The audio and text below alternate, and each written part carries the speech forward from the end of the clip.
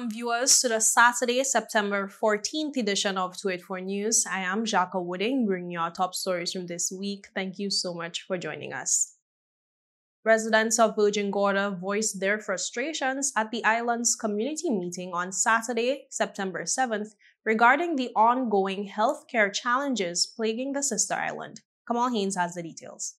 Several top executives from within the Ministry of Health and Social Development and the BVI Health Services Authority were in attendance. The meeting came on the heels of the tragic passing of Mr. Revovian Bucky Sprov, who sought care at the Nurse Iris O'Neill Clinic outside of his adjusted operation hours but passed away before medical care could be administered. Resident Charlene Henderson recounted Sprov's final moments and highlighted several inadequacies from the night of the incident, which she believes should not have occurred. This included the absence of signage displaying an emergency number and what she termed to be a poorly trained security official. Henderson urged the officials to address these issues to prevent a similar occurrence in the future. Not in 2024, going on 2025, having a situation like what those of us that live here, you all go back to Tortola tonight.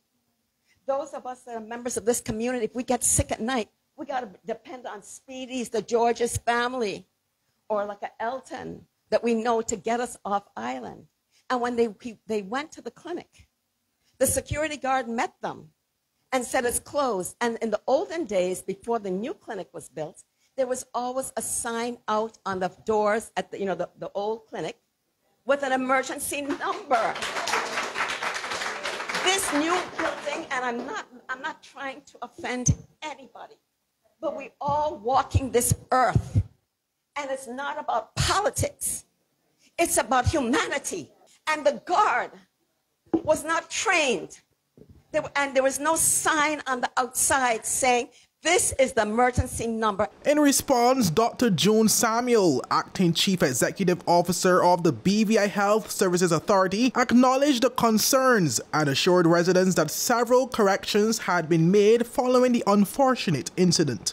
As it relates to the incident, we hear you, okay? We also made sure to make some corrections. You mentioned the absence of the number on the door, okay? You mentioned the fact that the guard wasn't trained, which means no clinical person was there. That has been corrected, okay? You mentioned about the emergency number. So I went through that earlier in terms of ensuring that everybody's aware of the emergency number and that all persons respond to the emergency number when it is called. Minister for Health and Social Development Honorable Vincent Wheatley addressed the delays in advancing healthcare infrastructure, attributing them to the government's focus on implementing the Commission of Inquiry reforms. Wheatley explained that although funds had been budgeted for healthcare improvements, the COI deadlines shifted priorities. The plans we've had have been on the books for a while. In fact, the talk about healthcare has been around for a while. And I tell them I'm not kicking a can down the road. I'm going to take the bull by the horns in terms of bringing about the much needed things. We do have money in the budget to actually do the things that need to be done. You raise the point of the COI, and unfortunately, we are a bit hamstrung by the COI, but currently we are at the tail end of that. We left the house last night, 10 minutes to 11, trying to get past so we can focus on the things for the people of this country. I'm not making excuses because I'm not very good at making excuses. We are about to do what we need to do. Again, for the last year and a half, we have been laboring with the COI. The last 3 months have been intensive, and that's a fact. Ingrid Sprov, Revovian's sister, expressed disappointment that no member of the sitting government had reached out to the family following the incident. She also questioned Wheatley on what his government was willing to do to support the grieving family. Wheatley responded by pointing to the assistance available through the Ministry of Social Development and the Social Security Board for grieving families. In terms of government assistance to grieving families, through social development, we provide funding, and also through Social Security. With Social Security, the amount I think is $3,000, and with social development, it is, I think, $2,500 max. This is usually handled through the funeral homes. They normally do a package for you. Reporting for 284 News, I am Kamal Haynes. The BVI Health Services Authority and the H. Lavity Stout Community College recently celebrated the graduation of 8 new advanced emergency medical technicians, marking a significant advancement in the territory's healthcare system. The 10-month AEMT program, accredited by the Caribbean Association of Fire Chiefs, aims to strengthen emergency response services throughout the British Virgin Islands. Among graduates, special recognition was given to Sapphire Flax Clark of Virgin Gorda, who was named the most outstanding student of the cohort. Her achievement highlights the dedication and hard work put forth by the students in mastering the essential skills required to provide life-saving care in emergency situations. This is the 3rd cohort to complete the AEMT program, which is part of the Ministry of Health and Social Development's broader initiative to expand and improve emergency medical services in the British Virgin Islands. And viewers, with that, we take a quick word from our sponsors. Stay with us, we'll be right back. How may I assist you? Yes. You want top of power? You want top of power? Join the prepaid party with CCT and enjoy more affordable data plans, more top-up promotions, more savings with hero bundles, and more value for your money each and every Tuesday with Top Up Turn Up Tuesday. Visit a CCT store today or anywhere CCT Top Up is sold and top up your phone. 5, 10, 15, 20, 25, 30. You want top of power? As the winds start to whisper of approaching storms, it's time to safeguard your sanctuary. Hey, have you checked your insurance policy lately? Not recently, why? It's very important to check your insurance policy before the hurricane season. That's a good idea. I'll reach out to my provider and get some information. Awesome. Come son, let's plan for emergencies together. We're gonna include your favorite comfort kit.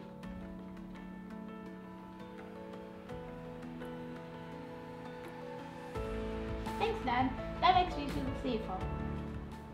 We're packing extra medications and extra batteries for your hearing aid. And by the way, don't forget my glasses. Okay, Pops. Alright, let me see.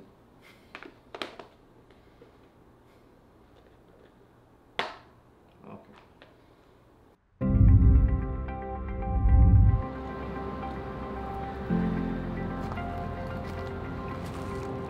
Going on, dog? What you saying? You good? You got truck? How you on here doing? I hear trimming some of the branches to make sure they don't cause a frig when the storm come. Fair point. I gotta go clean out the gutter them down by me so nothing don't build up.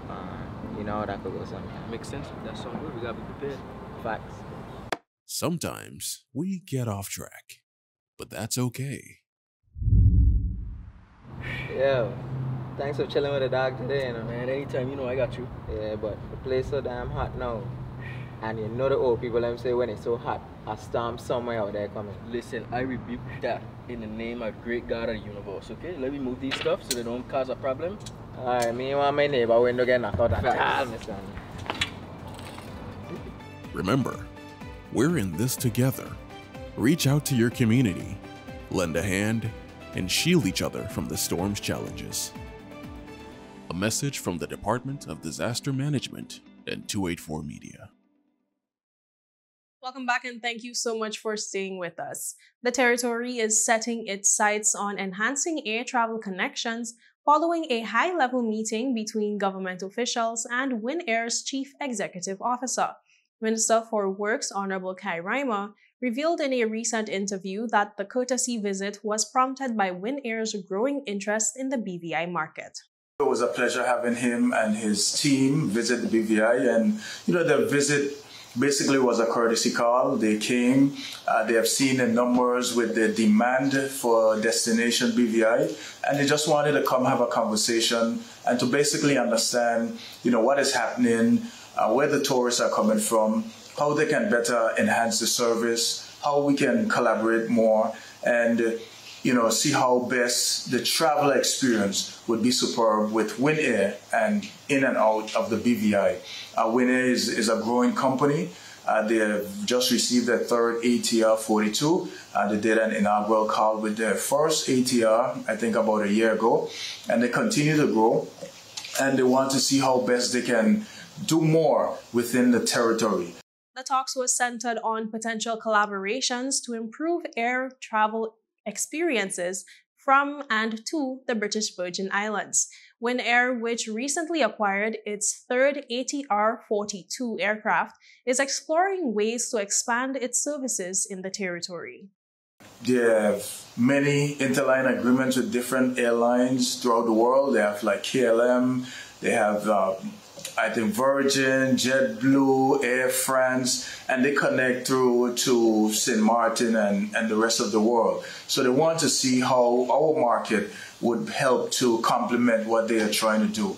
So it was a good visit. We had a very good conversation, and we look forward to doing more with WINAIR. Based on the discussions that was had? Well, based on the CEO, WINAIR is basically an agile, nimble company, and they would be able to make decisions quite quickly. So what we've seen here in our territory, knowing we're a destination that is quite diverse with a diverse population, and we know that there is no direct flight, say, to further down in the Caribbean, say BVI to St. Vincent or so forth. So we try to see how best we can ask them to put in a flight direct from BVI down to some of the southern Caribbean islands.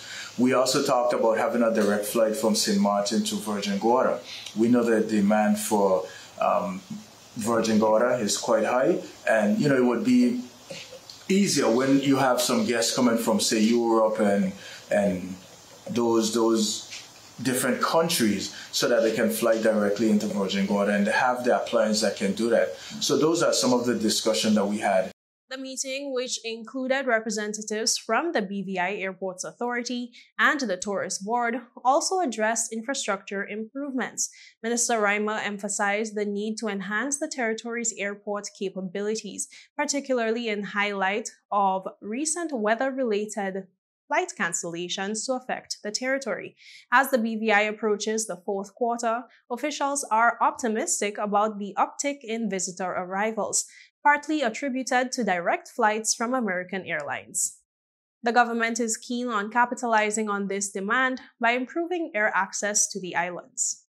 Well, I thought it was necessary to have all the players in one room, knowing that there was just a courtesy visit. So invited was the Airports Authority, the chairman, the managing director. We had personnel from Tourist Board as well, the director and some of his team, and the ministry staff. So we wanted to have that conversation so that whatever was discussed would be collective information that would be best in terms of foraging and managing this relationship with WINAIR. I think the direct flight with American Airlines quite that assisted the influx of tourists, and we must try to do as best as we can to facilitate American Airlines coming in. Yesterday, we had to cancel based on the weather and the short runway, and those are things that we're working on at the airport to try to make sure that we have the capacity, we have the ability for flights to come in no matter what the weather is. There's a demand for coming to the BVI, and we must facilitate it and have the infrastructure in place so that they can come to the territory.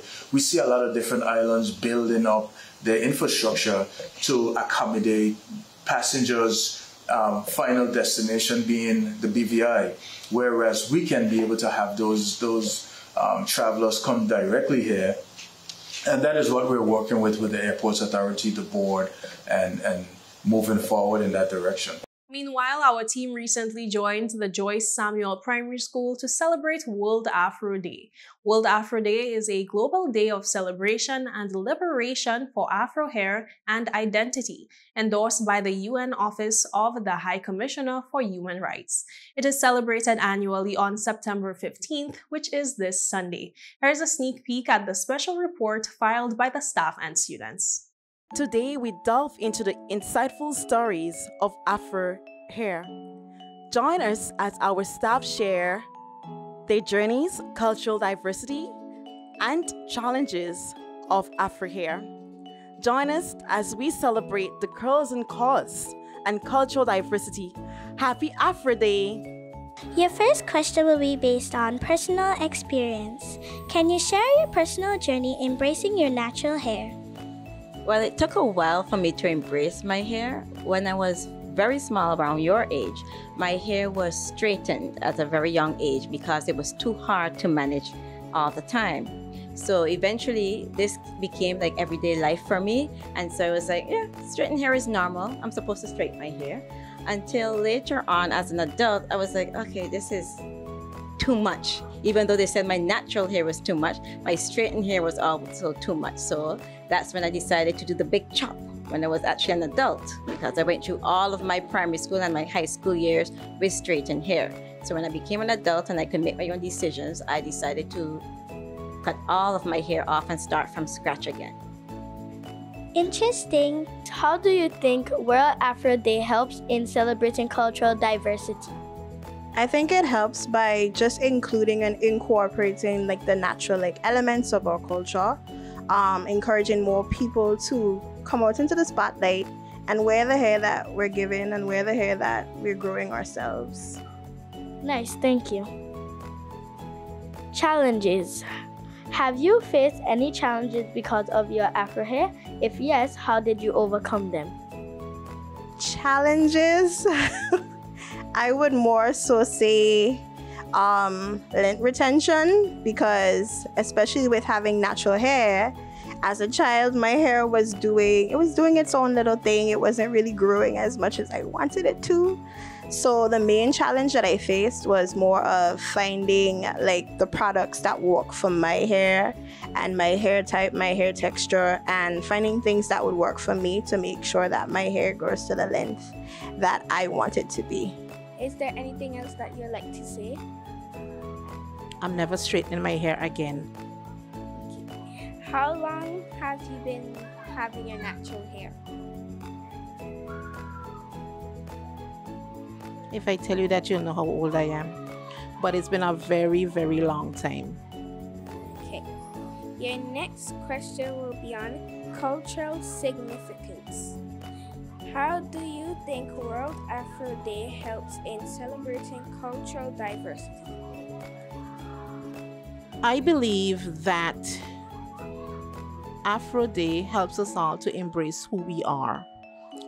Enjoying our natural hair, loving our natural hair in turn helps us to love ourselves.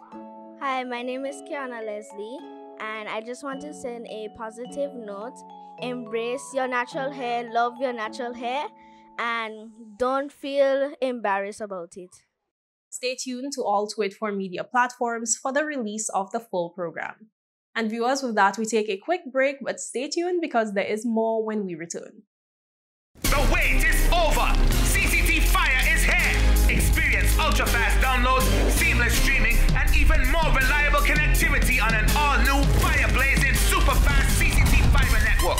CCT Fire, bring it home and upgrade today.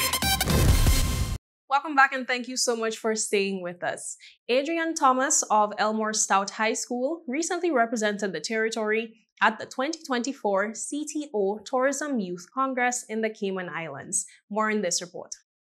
Adrian Thomas, the British Virgin Islands Junior Ambassador for Tourism, recently participated in the 2024 CTO Tourism Youth Congress held in the Cayman Islands. As the Junior Minister for Tourism for the British Virgin Islands, Thomas competed against similar title holders from across CTO's membership. This follows the success of her schoolmate from the Elmore Stout High School, Naomi Onwufuju, who took home the regional title for the BVI last year. This year, Onwufuju returned as the head of the discussion, serving as chairman of the junior ministers. I would like to welcome my fellow junior ministers of tourism to this very important meeting.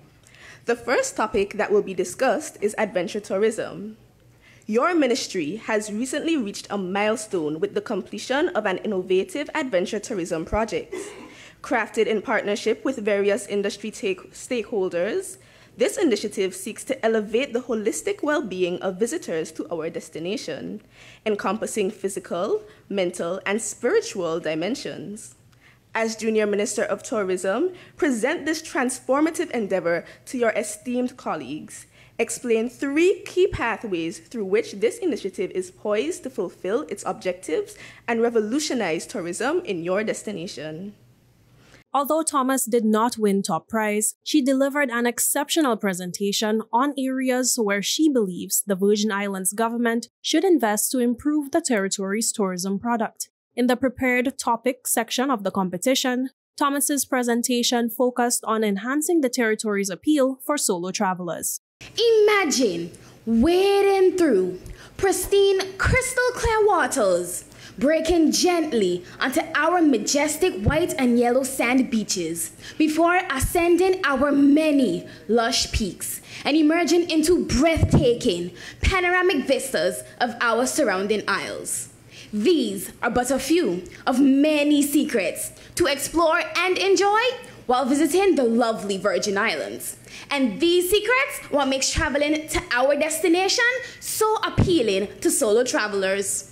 She called for more signage to better equip the islands for independent adventurers, as well as better marketing of the territory's expanding events calendar. As Junior Minister of Tourism, while I believe that our territory is poised to cater to this market, more can be done to our territory to make it more appealing for those wishing for that solo experience. A key facet of solo traveling is the sense of freedom that it gives, as most solo travelers value freedom of movement without being constrained to guided tours. To facilitate this, we must consider the implementation of more signage throughout the territory. Increasing in signage allows for clearer navigation throughout the territory and can make little points of interest more visible to travelers. Furthermore, we need to make a return to publicizing all our current and upcoming events. Previously, a monthly publication known as the Lyman Times was made freely available and contained every event that was happening throughout the Virgin Islands for the month. This is an excellent initiative for solo travelers because it takes much of the guesswork out of a visit, especially if it's an impromptu, unplanned trip that most solo travelers often commit themselves to. Towards the end of her presentation, Thomas stumbled slightly while delivering her final point, which called for an affordable and reliable public transportation system. Another key facet of solo travel is budgeting, maximizing the experience for money spent. To this end, we must return to, we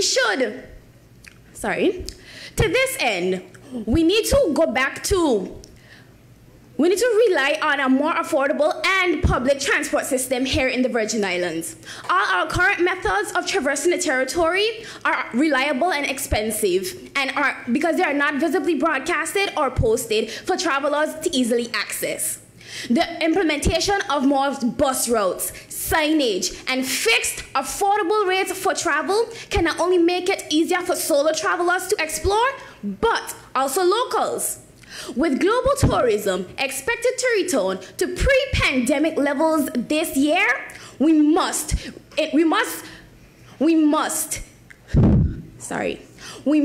invest in our infrastructure to create a more diverse band of traveler today. Thank you. In the mystery topic segment, the junior ministers were asked what gem in your country could benefit from promotion on social media. Thomas chose to highlight Conch Island. The Virgin Islands is made up of over 50 islands, islets, and keys, and among them is our little gem off the coast of Anegada, a conch shell island. And I will give you a little history on that said island. Once you visit the island of Anegada, tourists and locals alike can pick up a conch shell and make a little wish on it and place it on the island. It is said that the wish will come true. And I feel that this should be shown to the world because due to the fact of how large the island is, you can see how much people actually believe in that. Even though it might not come true, the fact that they still believe that it could, they even tried it. So I feel that the world should experience what the Virgin Islanders get to do every day. Thank you. This year, top prize went to Junior Minister for NEVIS, Kiana Warner. Jaka Wooding, Tweet4 News. On Thursday, September 12th, 284 Media paid a visit to the Brewers Bay restroom and wastewater facility. This return visit comes over 6 months after our last visit to the facility, following announcements from Premier Dr. the Honorable Natalia Wheatley in February that the facility would have been completed within weeks. More in this report. It is September 12th and we are back at the Brewers Bay restroom and wastewater facility. Our last visit to the facility was in February, following statements from Premier Dr. the Honorable Natalia Wheatley that the facility would be completed within weeks of him speaking at the time. Here's what he said. Madam Speaker, the tourist season has already begun, but I expect that this project will be completed in the next few weeks so that the facility can be used by visitors and locals that desire to experience the Brewers Bay beach. Thank you, Madam Speaker. It is now 6 months later and we have returned to the facility for an update on its condition.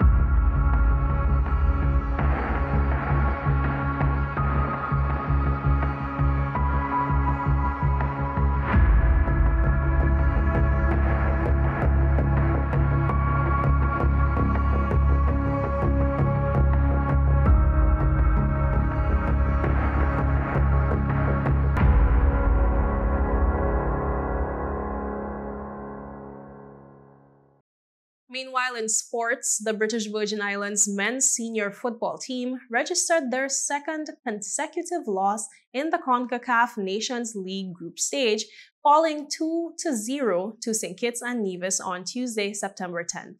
Here's a look at those highlights. There's the whistle, and we are underway. Back to League B after this edition.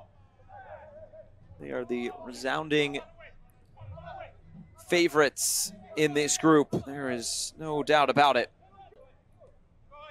Touched in field. Quick passing here from St. Kitts and Nevis. Looking through the lines, flipped forward to Kwani Williams, brings it down and scores! Williams with his third goal in 2 games. That was some nifty stuff from St. Kitts and Nevis. Get this team back to the Gold Cup. And this is slid into the box, comes to the end line, it comes in front, and it's turned just wide. Loaded over the top, and it's a bad giveaway here, but Archibald is able to recover. Corner kick comes in, another chance as it comes through the box again. Teams will switch ends, there's the whistle, and we are underway. British Virgin Islands in the yellow tops, and all red, it is the British Virgin Islands. So a couple of subs on the way for both sides. As Kwani Williams is on it here. Williams gets end line, cuts it back, shooting chance, shot wide. Send this forward, it was off the man who was making up the wall for St. Kitts and Nevis. Now the back pass is turned over, and it's a second goal. Absolute disaster for the British Virgin Islands. St. Kitts and Nevis add a second, and it is 2-0 to the Sugar Boys. With this defeat, the BVI remains at the bottom of Group C with 0 points, while St. Kitts and Nevis leads the group with a perfect 6 points from 2 matches. The Cayman Islands sits second with 3 points. And viewers, that's it for today's news roundup. Be sure to follow us for daily news updates at 284media.com. Like us on Facebook at 284media and 284BVI on Instagram and X, formerly Twitter. And don't forget to join our WhatsApp channel. I'm Jacka Wooding, and I'm hoping you have a safe and enjoyable weekend. We're not out of the hurricane season as yet, so as we always say, be prepared and stay informed. Goodbye.